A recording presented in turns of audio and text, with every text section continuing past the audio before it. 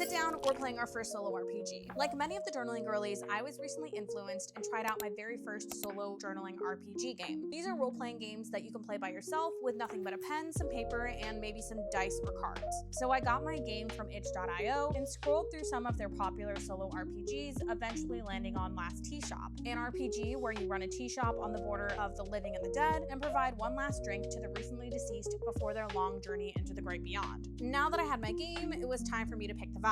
Did I want a small notebook with whimsical red lines, one with colored pages, a grid notebook, or a plain notebook that was super on point with the theme of this game? Ultimately, I ended up picking the grid notebook. And on to the game. To start, you use a d6 or a 6-sided dice to help you create your tea shop and fill your inventory. Then, gameplay is simple. It's a back and forth conversation between you and your customer. First, you prepare tea and ask the recently deceased a question of your choosing. Then, you serve them tea and ask them another question based on the effects that the tea has on them. Repeat as desired until you decide the conversation is over. And since I'm sure you're wondering, you get to decide the details about the dead, like their occupation and mood, based on your dice rolls and the game guide. Overall, I had a really fun time playing this, and I'm excited to try some more complicated solo RPGs now that I have a better understanding of how they work.